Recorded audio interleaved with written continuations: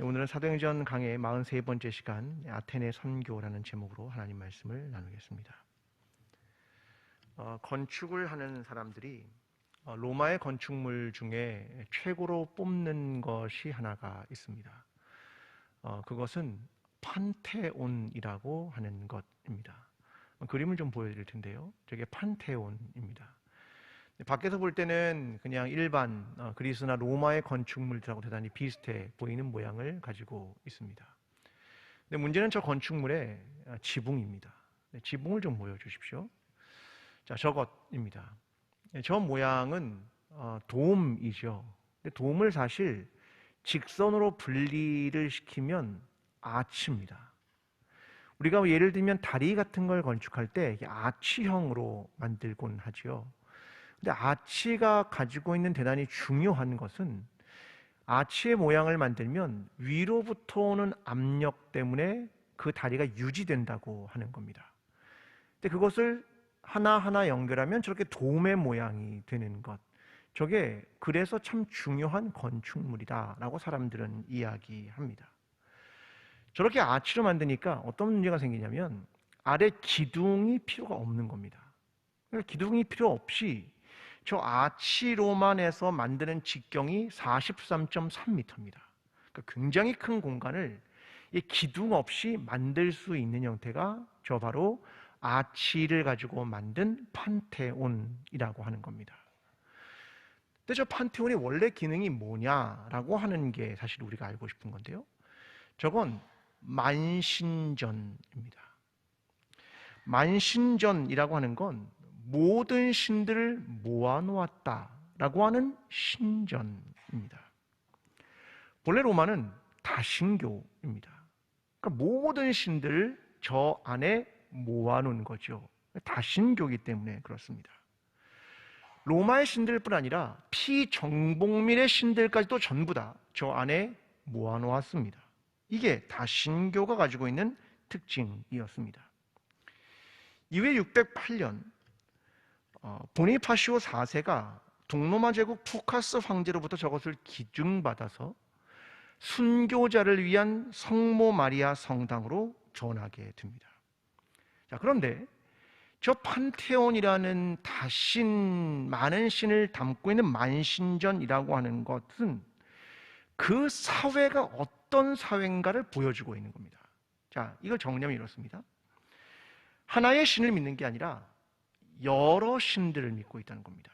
이 말은 단수가 아니라 복수라는 겁니다. 그러니까 그들의 생각은 어떤 것 하나를 절대적인 기준으로 놓지 않고 어떤 것도 기준이 될 수 있다라고 말하는 게 그 사회가 가지고 있는 특징이다, 이렇게 설명하는 거죠. 한 20년 아마 그 이상 됐을 겁니다. 한국 사회에 포스트 모더니즘이라는 것이 등장한다라고 해서 굉장히 떠들썩했죠. 이것이 잘못된 생각입니다. 교회는 그런 얘기도 굉장히 많이 했고요. 그런데 포스트 모더니즘이 가지고 있는 것은 바로 그 점입니다. 기준이 하나가 아니라 여러 개다. 내가 가지고 있는 생각, 내가 가지고 있는 사상, 내가 가지고 있는 믿음, 내가 가지고 있는 신, 그 모든 것을 인정해 준다, 이런 개념들입니다. 참 어렵죠. 그러니까 그때는 어떤 문제가 발생하냐면 선택의 문제가 발생하기 시작합니다. 왜냐하면 복수로 여러 가지가 있기 때문에 그 중에 어떤 걸 선택해야 하는가, 이 문제에 도달하게 되는 겁니다. 지금 우리가 다루고자 하는 이 아테네라고 하는 곳이 바로 그런 곳입니다. 만신전을 가지고 있었던 도시, 이게 바로 아테네라고 하는 겁니다. 그런데 오늘 우리가 살아가는 이 시대가 다르지 않습니다. 모든 사람들은 자기가 가지고 있는 믿음과 자기가 가지고 있는 생각과 자기가 가지고 있는 사상이 다 기준입니다. 이게 그 시대와 오늘의 시대가 다르지 않다라고 하는 것을 보여준다라고 저는 생각을 합니다. 과연 그곳에서 바울은 어떻게 선교를 했을까? 그 이야기를 오늘 여러분과 나누어 보고 싶은 겁니다. 자, 바울이 아테네로 갑니다. 바울은 그곳에서 실라와 디모데가 오기를 기다렸는데 가만히 보니까 우상이 가득한 곳이었습니다. 그러니까 마음에 격분을 하게 되죠. 그러니까 바울이 회당과 장터에 가서 복음을 전하고요, 거기서 에피쿠로스 학파의 철학자들과 스토아 철학자들을 만나게 됩니다. 거기서 그가 부활이 무엇인가를 증거합니다. 사람들은 그걸 받아들이지 않아서 아테네를 결국 떠나게 되었다. 이게 아테네에 대한 선교의 이야기입니다. 자, 이 내용을 가지고 오늘 여러분과 그 전반부의 이야기만 좀 다루어 보겠습니다. 후반부는 다음 주에 조금 다루도록 하겠습니다. 먼저 17절의 말씀으로 갑니다. 함께 읽어보겠습니다. 자, 시작. 회당에서는 유대인과 경건한 사람들과 또 장터에서는 날마다 만나는 사람과 변론하니. 자, 아테네에 가서 두 군데를 갔다고 말하죠. 하나는 어디입니까? 회당. 누구를 위해서요? 유대인들. 또 하나는요? 장터. 여기는 그 지역에 있는 모든 사람과 만날 수 있는 공간이기 때문에 간 겁니다. 그러니까 바울은 회당과 장터에 가서 복음을 전했습니다. 그게 접촉점이죠. 여러분, 아테네라는 곳은요, 도시죠. 이 도시에서는 어떻게 선교할까? 이걸 고민하지 않았겠습니까? 여러분, 오랫동안 한국 사회는 선교를 할 때 하나의 이미지를 가지고 있었습니다. 그게 뭐냐면 아프리카입니다. 왜 아프리카라는 이미지를 가졌냐면 오지, 그렇죠? 밀림, 다른 말로 하면 미전도 종족. 이게 한국 교회가 가졌던 선교의 패러다임이었습니다. 여러분, 그래서 미전도 종족과 어떤 교회들은 관계를 맺기도 하고 거기에 글자를 번역하기도 하고 복음을 전하기도 했습니다. 근데 그러는 사이에 이슬람은 도시를 공략하기 시작했습니다. 그래서 많은 도시들에 이슬람이 자리를 잡기 시작했고 사람들은 이슬람을 믿는 사람들도 대거 생겼습니다.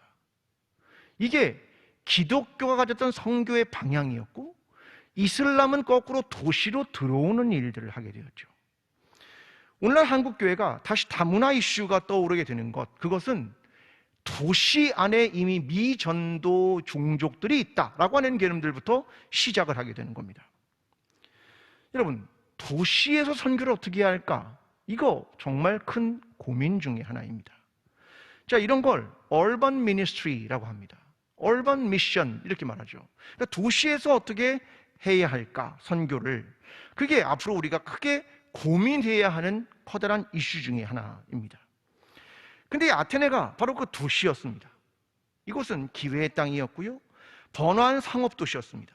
인구가 2만 1,000명 정도 됩니다. 절반은 외국인입니다. 재미있는 것은 이 도시에 2만 1,000명의 사람이 있는데 노예가 수십만입니다. 아니, 인구가 2만 1,000인데 노예가 수십만입니다. 그러니까 모든 걸 다 누구에게 시키겠습니까? 노예에게. 이게 아테네가 가지고 있는 특징이었습니다. 사람들은 늘 생각하고 철학에 대한 것들을 고민하고 문명을 생각하고, 그게 이 아테네가 가지고 있는 풍토가 될 수밖에 없었던 것은 이러한 상황들 때문이었습니다. 자, 거기서 이제 바울이 두 개의 철학자들의 이야기를 보여주고 있습니다. 18절입니다.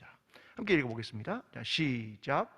어떤 에피쿠로스와 스토아 철학자들도 바울과 쟁론할세 어떤 사람은 이르되 이 말쟁이가 무슨 말을 하고자 하느냐 하고, 어떤 사람은 이르되 이방 신들을 전하는 사람인가 보다 하니 이는 바울이 예수와 부활을 전하기 때문이더라. 아멘. 자, 여기 보면 두 개의 학파가 등장을 합니다. 자, 하나는 에피쿠로스이고 하나는 스토아 철학자입니다. 여러분, 우리는 이걸 조금은 알 필요가 있을 것 같습니다. 자, 에피쿠로스 철학자들의 생각은 이것입니다. 만물은 타락하고 자질구레한 거야. 오직 정신만이 최고지. 그래서 정신의 쾌락을 따랐던 사람이죠. 물질은 천시되고 정신이 중시되는 사람들입니다. 이들이 종교를 믿는 이유는 불행과 악으로부터 자기를 보호하기 위해 신이나 종교를 믿었습니다. 그리고 이들은 사후 세계에 대해서는 별로 좋아하지 않는 적대적 태도를 가졌던 사람들, 이게 에피쿠로스의 학자들입니다.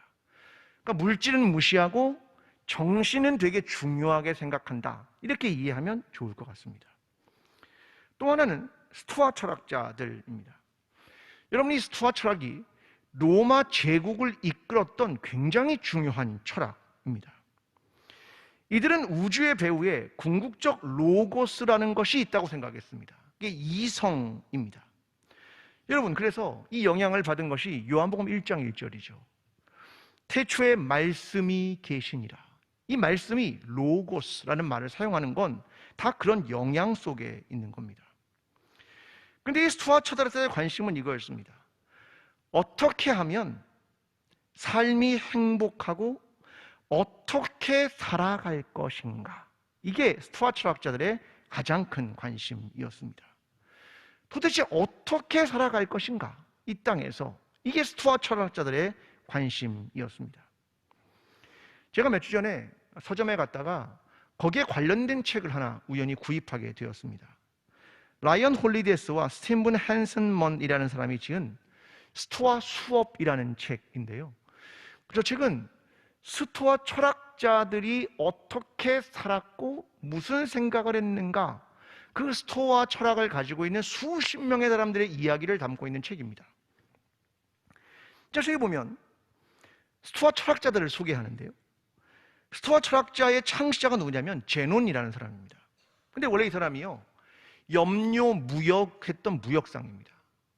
염료무역을 했다는 건 굉장히 부자라는 얘기죠. 근데 어느 날 배가 난파를 당합니다. 그래서 아테네로 오게 됩니다. 그때부터 철학을 시작하게 되었다, 이렇게 이야기를 꺼냅니다.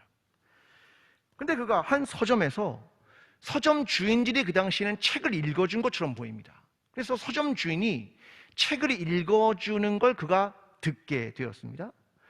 자, 그 내용이 어떤 거냐면 헤라클레스의 선택이라는 내용이었습니다.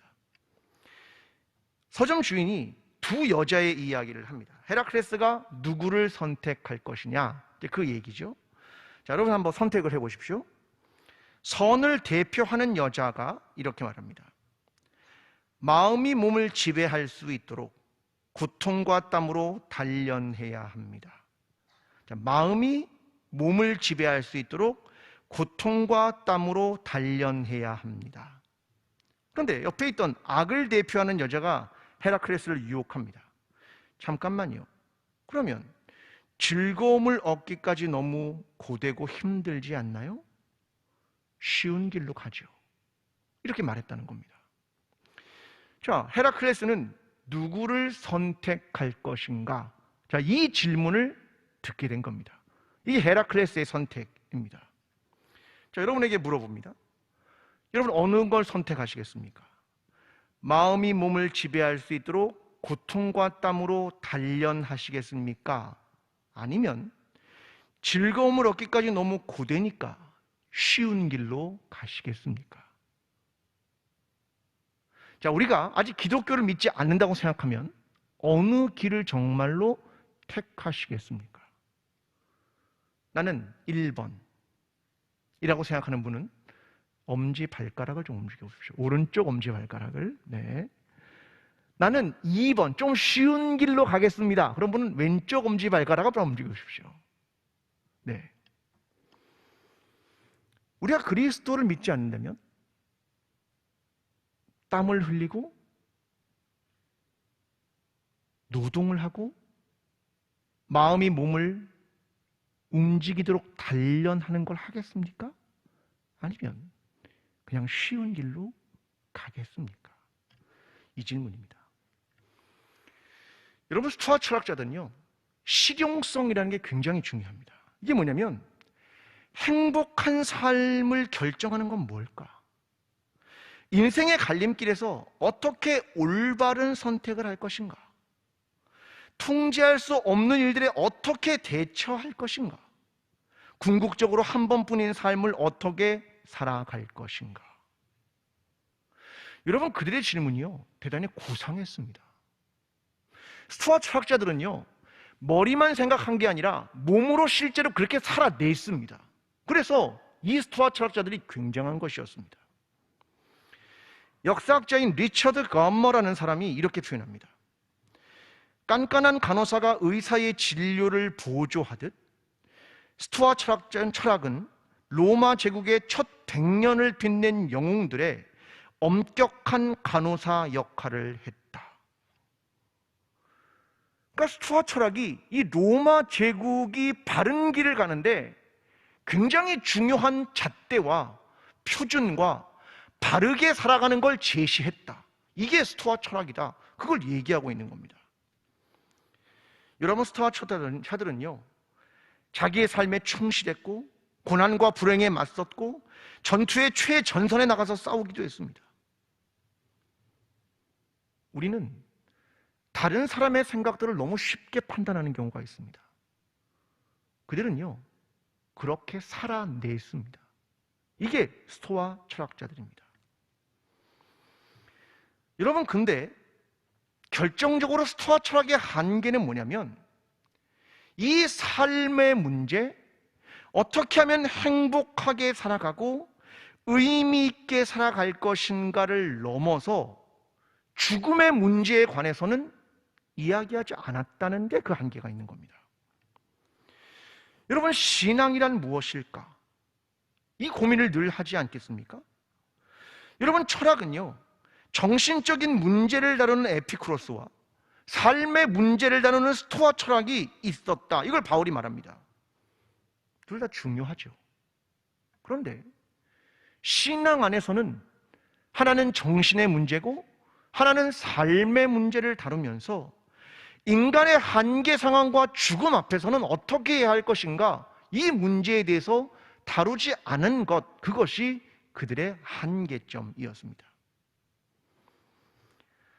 여러분, 삶이란 저도 오래 살진 않았지만 참 신비로운 것 같습니다. 우리가 해석할 수 없는 일들과 이해할 수 없는 일들이 일어납니다.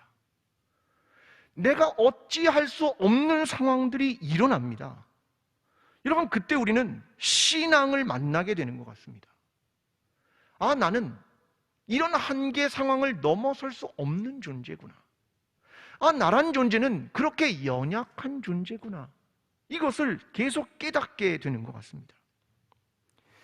여러분, 그렇다고 해서 이 스토아 철학자들이 가지고 있는 그 용기와 절제와 정의와 지혜, 이걸 쉽게 무시해서는 안 되는 겁니다. 여러분, 신앙은 무엇일까? 우리는 그들보다 나은가? 이 고민을 하기 시작해야 한다는 겁니다. 저는 오늘 우리가 살아가는 세상을 보면서 절망을 합니다. 오히려 로마 시대의 스토아 철학자들이 가졌던 그들의 지혜와 용기와 절제만큼도 오늘의 사회는 그것조차도 따라가지 못한다고 생각합니다. 여러분, 사람들이 비트코인을 하기 시작합니다. 일론 머스크의 말 한마디에 가격이 폭락합니다. 최고가를 찍고 한 달 새에 44%가 추락했다는 기사들이 있습니다. 사람들이 뭘 하고 싶은 겁니까? 쉽게 돈을 벌고 싶은 거죠. 아니, 하루아침에 투자한 돈이 20%, 40%씩 오른다면 그게 정상일까? 아니요. 어쩌면 노다지 캐고 싶은 것 아닙니까? 미국의 골드러쉬 같은 금광을 발견해 떼돈을 벌고 싶은 거 아닙니까? 여러분, 그게 인생에서 정상적으로 나오는 일들인가요? 아니면 아파트 가격이 급격하게 오르면 정말 좋은 것입니까? 조금 더 좋은 아파트로 가려면 이미 격차가 더 벌어졌습니다. 더 좋은 아파트로 가는 거 이제 어려워졌습니다. 여러분, 도대체 이전의 로마 사회가 했던 스토아 철학만큼도 따라가지 못하는 그런 사회를 오늘 우리 시대가 살아가고 있는 것은 아닌가? 이런 고민들을 정말로 하게 되는 것 같습니다. 인생이란 노력하면 되는 거야. 최선을 다하면 되는 거야. 여러분, 이런 말은 이제 고사성어가 되어버렸습니다. 수천 년 전에 아테네만큼도 못한 세상, 사람들은 바벨탑을 쌓으려고 더 많은 것을 얻으려고 하는 것입니다. 우리는 그 시대와 다를까? 이런 고민이 듭니다. 저는요, 오늘 우리 사회에 필요한 건 절망이라고 생각합니다. 오늘 우리 사회는 한계 상황을 만나야 할지도 모릅니다. 왜요? 그렇지 않으면 하나님을 찾지 않을 것이기 때문입니다. 로마서 7장 24절 이렇게 말합니다. 오호라 나는 곤고한 사람이로다. 이 사망의 몸에서 누가 나를 건져내랴. 이런 바울의 절망입니다. 여러분, 이 바울의 절망 이후에 로마서 8장으로 넘어가는 겁니다. 새로운 피조물이 되는 것 말입니다. 여러분, 신앙은 여기서부터 시작되는 겁니다. 오호라 나는 곤고한 사람이로다. 나는 이렇게 연약하고 난 이렇게 죄악된 인간이구나. 이것으로 우리를 돌아보고 회개하는 절망이 있어야 우리가 우리의 삶과 정신을 뛰어넘어서 하나님 앞으로 나아가게 되기 때문에 그렇습니다. 오늘 저와 여러분의 삶이 힘들지만 어쩌면 시면으로 내려가야 하는 시간을 지금 보내야 하는 겁니다. 코로나가 왔을 때 우리의 삶의 시면 밑바닥을 치지 않으면 우리가 다시 하나님을 찾지 않을 겁니다. 오늘 저와 여러분과 우리의 삶과 우리의 신앙이 이제 이 정도면 됐어라는 삶으로부터 다시금 우리의 삶과 신앙에 대하여 끊임없이 절망하고 그 속에서 다시 하나님 앞으로 나아가게 되는 저와 여러분의 신앙이 되기를 간절히 기도합니다. 여러분, 사람들은 바울을 아레오박으로 데려갔습니다. 자, 19절과 20절 말씀입니다. 함께 읽어보겠습니다.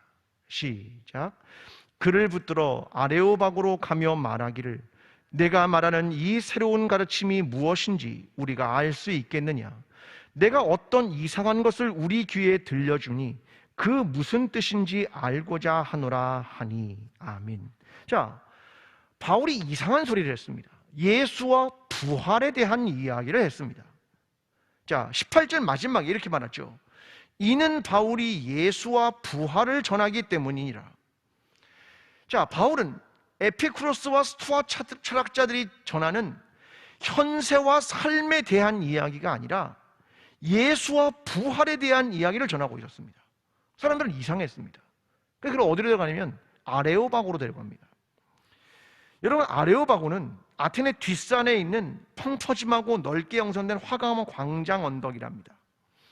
근데 아레오바고는 원래는 전쟁의 신 아레스의 언덕이라는 뜻인데, 누구든지 아테네에서 새로운 사상이나 철학을 소개할 때 공개적으로 소개하도록 토론의 장으로 끌고 간 게 이 아레오바고입니다. 그러니까 사람들은 지적 호기심을 만족시키기 위해 새로운 이론과 사상을 듣고자 공개적으로 바울을 아레오바고로 데려간 겁니다. 과연 네가 전하는 게 무엇이냐? 이렇게 말하는 거죠. 자, 그런데 바울은 한마디로 평가를 합니다. 22절입니다. 함께 읽어보겠습니다. 22절입니다. 시작. 바울이 아레오바고 가운데 서서 말하되 아덴 사람들이 너희를 보니 범사에 종교심이 많도다. 아멘. 자, 바울이 말하는 정의가 이거였습니다. 내가 아테네 사람들을 보니까 종교심이 많구나, 이 얘기를 하는 겁니다. 여러분, 이 말은 두 가지로 해석됩니다. 첫 번째, 대단히 미신적이구나, 이게 부정적인 평가입니다. 근데 긍정적인 평가가 있죠. 너희가 잘하면 신앙을 받아들일 수 있겠구나, 이렇게 이야기하는 평가일 수도 있습니다. 아직 바울은 부정적인 평가를 하는 것으로 보이지는 않습니다. 자, 그러면 어떤 가능성이 있다는 건데 23절의 내용을 좀 이어서 보겠습니다. 함께 읽어보겠습니다. 시작. 내가 두루 다니며 너희가 위하는 것들을 보다가 알지 못하는 신에게라고 새긴 단도 보았으니 그런즉 너희가 알지 못하고 위하는 그것을 내가 너희에게 알게 하리라. 아멘. 자, 바울이 아테네를 다니다가 보니까 알지 못하는 신에게라고 하는 단이 있는 걸 본 겁니다. 자, 원래 이 단의 기원은 이렇습니다. 주전 6세기에 아레오바고에 큰 질병이 유행했습니다. 근데 그때 구레네 사람이었던 에피메네데스라는 사람이 이걸 구원하고 많은 신들에게 감사를 드렸는데, 혹시 빠진 신이 있을까 두려워해서 희고 검은 양들을 놓아서 그들이 앉은 곳에 알지 못하는 신에게라는 제단을 쌓은 것, 거기서부터 유래했다라고 말합니다. 너희가 알지 못하는 신이 있다, 내가 그분을 좀 설명하겠다, 이러면서 훅을 한 거죠. 고리를 걸은 겁니다. 자, 그러면서 그가 이렇게 24절에 소개를 합니다. 자, 함께 읽어보겠습니다. 시작. 우주와 그 가운데 있는 만물을 지으신 하나님께서는 천지의 주제시니 손으로 지은 전에 계시지 아니하시고 또 무엇이 부족한 것처럼 사람의 손으로 섬김을 받으시는 것이 아니니 이는 만민에게 생명과 호흡과 만물을 전해주시는 이심이라. 아멘. 자, 여러분, 바울이 지금 소개한 하나님은 어떤 분입니까? 창조주입니다. 여러분, 그리스도를 믿지 않은 사람에게 하나님을 소개할 땐 어떤 하나님을 보통 소개합니까? 구원자. 그렇죠. 구속하신 하나님, 이분을 전하는데 바울은 지금 그 하나님을 전하지 않고 누굴 전하냐면 창조주 하나님을 먼저 전합니다. 우주와 그 가운데 있는 만물을 지으신 하나님께서는 천지의 주제신. 왜 이걸 먼저 전했을까? 여러분, 만물을 지은 하나님이라는 게 왜 그들에게 중요했냐면 그들이 가졌던 헬라 철학이 도대체 만물은 무엇으로 만들어졌는가, 이게 굉장히 중요한 철학적 주제였기 때문에 그렇습니다. 우리가 아는 헤라클레이토스가 많았죠. 물과 불과 바람과 흙이다, 이게 만물의 네 가지 원소야, 이렇게 주장을 하기도 했던 거죠.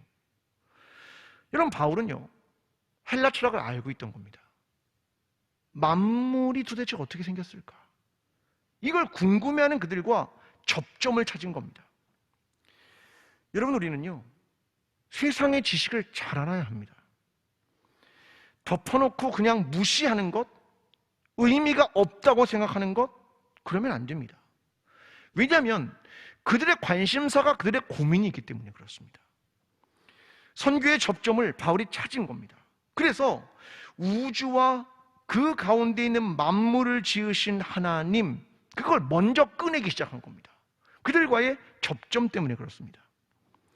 근데 그가 다른 점을 설명합니다. 두 가지죠. 첫째, 손으로 지은 전에 계시지 않는다.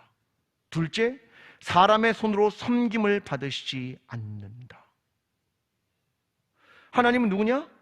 너희 만신전처럼 손으로 지은 것에 계시지 않아. 너희 사람이 뭘 섬기려 한다? 그거 아니야. 그 이야기를 바울이 전해주는 겁니다. 여러분, 지금 이 철학이 가지고 있는 건 이거죠. 우리의 삶이 무엇인가? 이 삶을 위해 신이 우리에게 어떻게 공헌하는가? 이게 그들의 질문 아니었습니까? 그래서 신을 위한 건축물도 만든 겁니다. 근데 바울의 얘기는 이겁니다. 하나님은 말이야 손으로 지은 전에 계시지 않아. 그걸 말합니다. 근데 유대인들도 똑같은 오류를 범했죠. 성전을 만들어 놓고 말했습니다. 하나님은 여기 계시지. 이 성전에 하나님이 계시는 거야. 그렇게 하나님을 공간 안에 가두어 버렸습니다. 그게 유대인들이 말한 성전이었죠.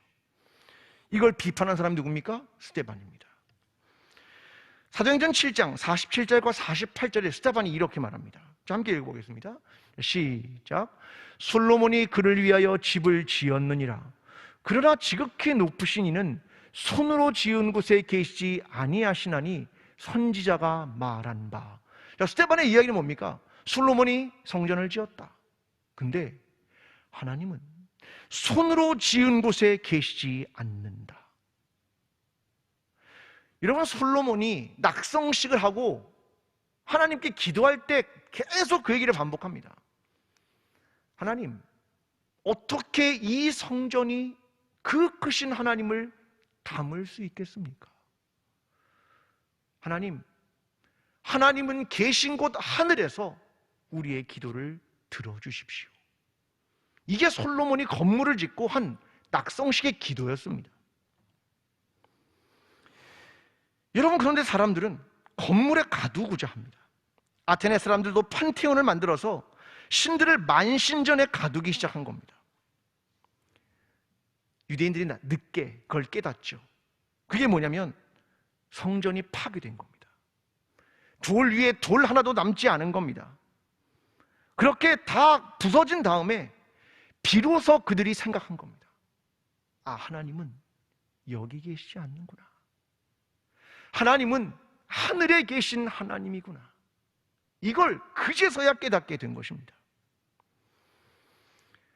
여러분, 성경은 거함에 대한 이야기를 합니다. 거한다.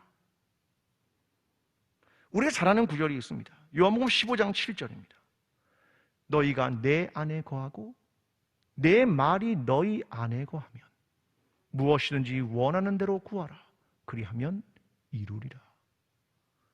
너희가 어디 거한다고요? 내 안에. 내 말이 너희 안에. 여기는 건축물과 공간이 존재하지 않습니다. 하나님이 우리 안에, 우리가 하나님 안에 거한다. 그 이야기를 주님이 들려주신 겁니다. 사람이 만든 건물에 거하지 않는다는 거죠. 하나님이 어디 계십니까? 하나님은 어디 계십니까? 마태복음 18장 20절이 이렇게 말합니다. 두세 사람이 내 이름으로 모인 곳에는 나도 그들 중에 있느니라. 하나님은 어디 계십니까? 우리 안에. Among us. 나와 너 사이에. 우리가 하나님의 이름으로 모인 나와 너 사이에 내가 그들 중에 있다. 이게 성경의 가르침입니다. 그런데 오늘을 사는 많은 기독교인과 교회들이 한 일이 뭐냐면 교회를 건축하는 것이었습니다. 건축에 돈을 쏟아붓고 지금 빚에 허덕입니다. 그리고 생각합니다. 마치 하나님이 거기 계신 것처럼. 아닙니다. 하나님은 건물에 계시지 않습니다. 여러분, 코로나 이후에 우리가 더 깊이 깨닫게 되는 건 이거죠. 건물이 아니구나. 본질은 우리 안에 거하시는 하나님, 그 하나님이지 사람이 손으로 지은 것 거기에 계시지 않는다. 이걸 뼈저리게 느끼고 있는 것 아니겠습니까? 또 하나는 이겁니다. 사람의 손으로 섬김을 받지 않는다. 이게 바울이 전하고 있는 겁니다. 그런데 오늘을 살면서도 많은 사람들은 고대의 신들을 섬기는 것처럼 섬깁니다. 내가 예배를 많이 해야 되는 것처럼, 내가 예배당을 건축해야 되는 것처럼, 대단한 오케스트라를 가져야 되는 것처럼, 엄청난 사회적 봉사를 하면 되는 것처럼. 아닙니다. 25절이 이렇게 말합니다. 또 무엇이 부족한 것처럼 사람의 손으로 섬김을 받으시는 것이 아니니 이는 만민에게 생명과 호흡과 만물을 친히 주시는 이시니라. 여러분, 하나님은 뭐가 부족한 분이 아니라는 겁니다. 그분은 너희의 도움과 섬김이 필요한 분이 아니라는 겁니다. 근데 사람들은 뭔가를 섬겨야 하는 것으로 자꾸 생각을 하는 겁니다. 아닙니다. 우리는 하나님을 제대로 알아야 하는 거죠. 그분은 손으로 만든 것으로 안에 계시는 것도 아니고 사람의 섬김이 필요한 것도 아니라는 겁니다. 여러분, 그런데요, 신앙생활은 참 어려운 것 같습니다. 다른 종교에서 기독교로 개종한 사람들 중에 한 사람이 이런 얘기를 하는 걸 들었습니다. 기독교는요, 참 믿기가 쉽답니다. 기독교는 믿기가 쉽대요. 왜요? 다른 종교는요, 수천 번씩 수만 번씩 주문을 외워야 된답니다. 절도요, 수백 번 수천 번을 해야 된답니다. 여러분, 그렇지 않습니까? 다른 종교는요, 그 엄청난 걸 합니다. 오늘 여기 와서 수백 번씩 절하셨습니까? 허리가 끊어지도록? 아니요. 주문을 수백 번씩 외우셨습니까? 아니요. 그 사람 말하는 거 그겁니다. 참 쉽습니다. 기독교를 믿는 건 참 쉽습니다. 기독교는요, 그런 걸 반대합니다. 마태복음 6장 7절에 이렇게 말하죠. 또 기도할 때 이방인과 같이 중언부언하지 말라. 그들은 말을 많이 하여야 들으실 줄 생각하느니라. 그렇죠. 기도할 때 중언부언하지 마십시오. 반복적으로 뭔가를 계속 말한다고 하나님이 듣느냐? 아니라는 겁니다. 아니면 금식을 좀 하면 어떻습니까? 그런 거 하면 하나님은 들으시지 않겠습니까? 근데 기독교는 그렇게 이야기하지 않습니다. 여러분, 마태복음 6장 8절 그 다음 기도에 대한 이야기 이렇게 말합니다. 그러므로 그들을 본받지 말라. 구하기 전에 너희가 있어야 할 것을 하나님 너희 아버지께서 아시느니라. 그렇죠. 그걸 아셔야, 그 정도 돼야 하나님이죠. 기도하기 전에 모른다? 그건 믿을 만한 신이 아닙니다. 여러분, 중요한 건 하나님이 알고 계시고 하나님은 인간의 섬김과 인간이 만든 건물이 필요하지 않다, 이겁니다. 그런데 중세시대에는 그러했습니다. 루터가 라테란 성당을 찾아가서 그곳에 있는 스칼라 상타라고 불리는 28개로 된 빌라도의 계단에 손과 무릎으로 오르기 시작했습니다. 빌라도 앞에서 그리스도가 올라섰던 계단, 그렇게 전해지는 계단을 주기도문을 외우면서 한 계단 한 계단 올라가면 연옥에서의 형벌이 감해진다고 중세교회가 가르쳤습니다. 그래서 그렇게 한 겁니다. 그래서 루터가 계단마다 입을 맞추면서 28개의 계단에 다 올라갔습니다. 그런데 마음의 평안이 하나도 없었습니다. 도대체 뭘까? 이런 고민을 한 겁니다. 여러분, 우리는 이런 고민을 가끔 하죠. 종교성을 강화하면 어쩌면 쉬울지도 모르겠습니다. 하나님을 믿는 게 종교성을 강화하면 훨씬 쉽다고 저는 생각합니다. 예를 들면 이런 거죠. 여러분, 수요기도에 나오지 않으면 구원받지 못합니다. 그러면 다 나오겠죠. 성경 필사를 평생 한 번은 해야 하나님이 기도를 들어주십니다. 엄청 필사하시겠죠. 기도할 때 금식을 적어도 1년에 며칠은 해야 됩니다. 이런 얘기하면 엄청 할 겁니다. 이게 뭐냐면 종교성입니다. 여러분, 그런데 하나님이 손으로 지은 곳에 계시지 않고 사람들의 그런 섬김을 받으시는 하나님이 아닙니다. 여러분, 우리는 두 가지 안에 굉장히 혼돈을 경험하기도 합니다. 예를 들면 코로나 이후에 사람들은 이런 생각을 하죠. 공간이 중요하지 않지. 그래, 교회에서 예배를 드리지 않고 가정에서 예배를 드려도 돼. 맞습니다.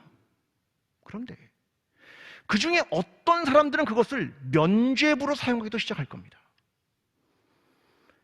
가정에서 마음을 다해 예배를 드리고 있는가? 삶은 하나님의 말씀대로 살려고 하는가? 어디서든 정말로 기도하고 있는가? 이 질문이 본질적인 질문을 놓치고 신앙이 흐트러지는 것들을 느끼는 사람도 존재할 것입니다. 여러분, 그래서 되게 어려운 겁니다. 예를 들면 주일날 눈이나 비가 엄청나게 많이 왔다고 생각해 보십시오. 솔직히 교회를 가야 되는데 오늘 눈이나 비가 엄청 많이 와서 그냥 하나님은 교회 가서 예배 드리지 않아도 다 받으시는 거야, 이렇게 자기 합리화를 하는 사람은 없겠습니까? 있을 겁니다. 하나님은 사람이 손으로 지은 곳에 계시지 않아, 이렇게 말하면서 말입니다. 제가 지난 주일날 이런 설교를 했습니다. 산상수훈의 설교를 했죠. 사실 산상수훈은 별로 읽고 싶지 않은 겁니다. 왜요? 너무 지독하거든요. 너무 강력하고 너무 단호합니다. 그게 산상수훈의 내용입니다. 저는 주님이 인간의 마음을 알고 있다고 생각합니다. 신앙의 본질과 중심이 흔들리지 말아라, 그것 때문에 산상수훈을 말한 겁니다. 얄팍하게 피해가면서 자기 합리화와 정당성으로 살아가지 말아라. 그게 신앙이 아니야. 그걸 주님이 설명했다고 생각합니다. 여러분, 코로나19는 우리에게 신앙생활을 대충 해도 괜찮다라고 하는 많은 피할 길을 제시할지도 모릅니다. 그리고 합리성이라는 걸 제시할지도 모르겠습니다. 여러분, 중요한 건 그런 거 아닙니다. 그 중요한 건 본질로 돌아갈 수 있느냐의 이 질문이고, 지금 우리가 질문해야 할 것은 나는 마음을 찢고 있느냐라는 이 질문입니다. 이 공간, 여기가 아니면 안 되나? 다른 곳에서 얼마든지 할 수 있지. 그 자기 합리화의 기준을 내놓지 않는 겁니다.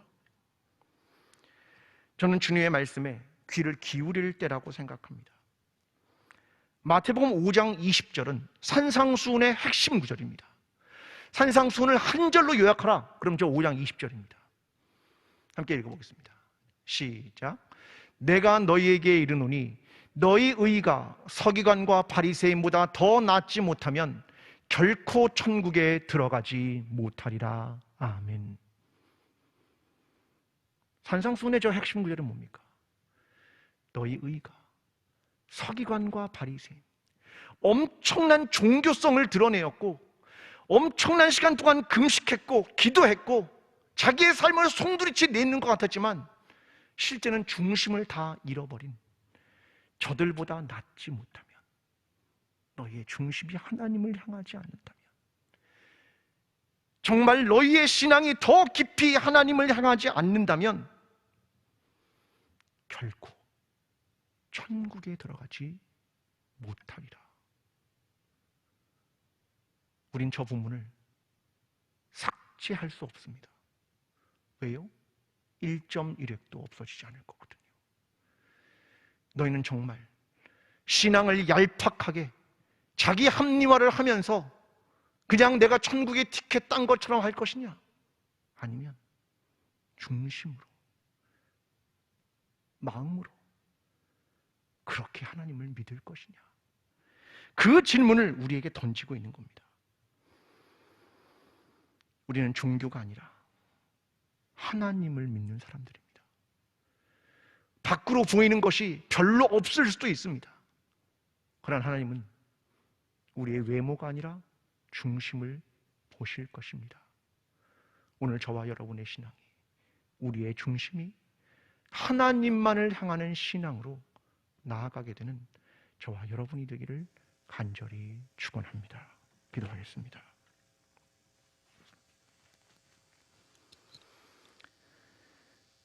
하나님, 이제 종교 생활을 버리고 싶습니다. 하나님을 믿는 신앙으로 나아가고 싶습니다.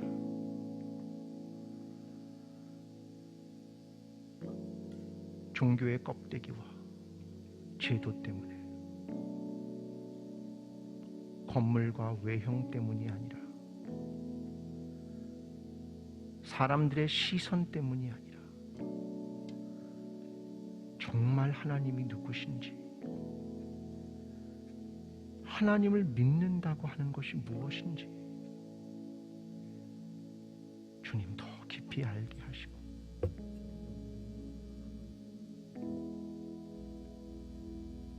지난날 하나님을 중심으로 사랑하지 않았던 우리의 죄를 주님 용서해 주십시오.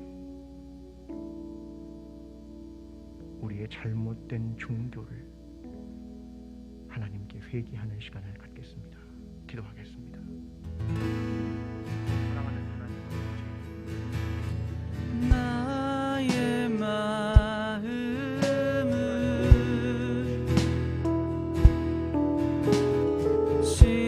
씻어주시고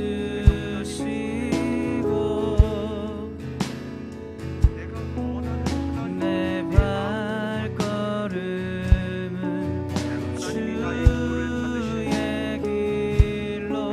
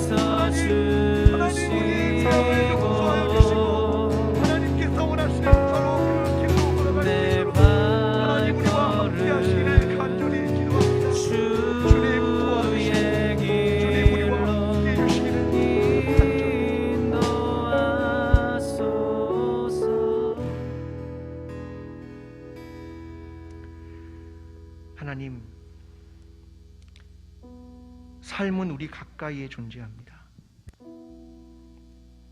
그래서 늘 삶의 문제를 고민하곤 합니다. 그런데 하나님, 삶 속에 해답이 없고 삶을 살아가면서 나 자신의 삶이 세상 사람들과 다르지 않다는 걸 발견하곤 합니다. 더 높으신 하나님을 믿는다고 하는데 품위도 없고 구상하지도 않습니다. 오히려 때로는 믿지 않는 사람들보다 더 보잘것없는 나 자신을 발견하기도 합니다. 주님, 하나님을 믿는다는 것이 얼마나 고상한 일인데 우리는 그걸 포기하지 않으려 합니다. 주님, 나를 용서해 주시고 하늘에 계신 하나님, 거룩하신 하나님 앞에 다시 나아갈 수 있도록 주님 도와주시옵소서. 함께 기도하겠습니다. 사랑하는 하나님, 세상의 철학자들이 말했던 나의 이 맘 삶 속에 살고 싶다는 그런데 씻어주시고 그의 삶이 내 대단한 발걸음 엄청난 절제와 자기의 생명을 내어놓는 데까지 기꺼이 전쟁터에 나아가서 생명을 내어놓을 만큼 대단한 철학을 그대로 실천에 옮겼습니다. 그것이 도와주는 삶의 문제를 고민했습니다. 인생의 지혜가 무엇인가, 인생의 용기가 무엇인가, 인생의 절제가 무엇인가를 그들은 고민하면서 그렇게 그런데 하나님, 오늘을 사는 나 자신은 한 사람의 그리스도인으로 살아가지만 그들만큼의 헌신과 그들만큼의 희생과 그들만큼의 절제와 그들만큼의 지혜도 가지고 있지 못한 나 자신을 발견합니다. 하나님, 그리스도인들이 이 땅을 살아가면서 이토록 품이 없을 수가 있습니까? 그리스도인들이 이 땅을 살아가면서 하나님, 이토록 고상하지 않을 수가 있는 것입니까? 우리가 가진 기쁨이 무엇인데, 하나님, 우리가 가진 생명이 무엇인데, 하나님, 우리가 이 세상에 살지 못하는 나 자신을 발견하며 하나님, 철학자들만큼도 살지 못하는 나 자신을 발견합니다. 하나님, 다시금 내가 하늘에 계신 하나님 앞에 나아가며 거룩하신 하나님 앞에 나아갑니다. 주님, 우리의 신앙과 우리가 하나님을 알아가는 것과 하나님 말씀대로 살아가는 것, 그것을 다시 한번 정결하고 싶습니다. 하나님, 다시금 말씀이 무엇인지 알고 싶습니다. 하나님, 이제는 아는 것으로서 삶으로 살아내고 싶습니다. 하나님, 이것이 우리가 가진 소원이며 하나님, 이것이 우리가 하나님께서 원하시는 것이라는 것입니다. 하나님, 많은 사람들은 하나님, 새로운 것에 대한 지식을 원합니다. 하나님, 삶은 하나도 그렇지 못한 것들을 발견하면서 하나님, 나 자신과 오늘의 고인이 여전히 그러한 모습이 가득한 것을 바라보면서 하나님의 생명과 하나님의 역사와 하나님의 복음과 예수의 십자가와 부활이 도대체 무엇인가를 다시금 생각하게 됩니다. 주님, 우리의 신앙이 이토록 얕습니까? 이렇게 얕았습니까? 우리의 신앙과 믿음이 수십 년을 살아왔지만 이렇게 얕은 수고와 신앙생활을 했습니까? 하나님, 우리의 죄악을 용서해 주시고 다시금 그렇게 나아갈 수 있도록 주님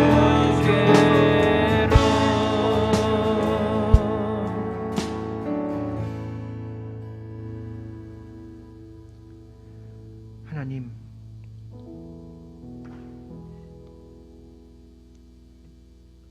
사람들은 거룩하신 하나님 앞에 설 때마다 두렵고 떨림으로 죽음 앞에 서는 것처럼 하나님을 경외하며 살아갔습니다. 그런데 언젠가부터 우리의 눈이 멀었습니다. 하나님이 없는 것처럼 살아가고 눈에 보이는 대로 살아가고 다른 사람들과 똑같이 살아가고 똑같이 욕심과 탐욕으로 살아가는 우리 자신을 발견합니다. 하나님은 사람이 손으로 만든 것에 계시지 않고 사람의 어떤 섬김도 필요하지 않으신 거룩하신 하나님, 하늘에 계신 하나님임을 믿습니다. 주님, 우리의 신앙을 다시 새롭게 하여 주시고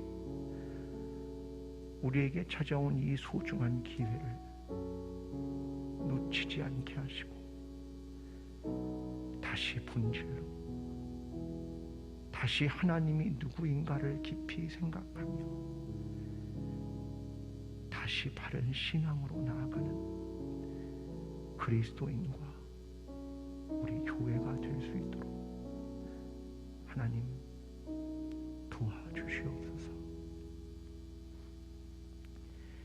이제는 우리를 위하여 십자가를 지시고 부활하신 예수 그리스도의 은혜와 하나님 아버지의 끝없는 사랑과 성령님의 교통하심이 오늘 주의 말씀을 듣고 종교가 아니라 신앙으로 다시금 하나님 앞에 서는 연습을 시작하기를 소원하는 여기에 머리 숙인 모든 주의 백성들 머리 위에, 그들의 삶 위에, 광주제일교회 위에, 나라와 민족 위에 지금부터 영원까지 함께 하시기를 간절히 축원하옵나이다.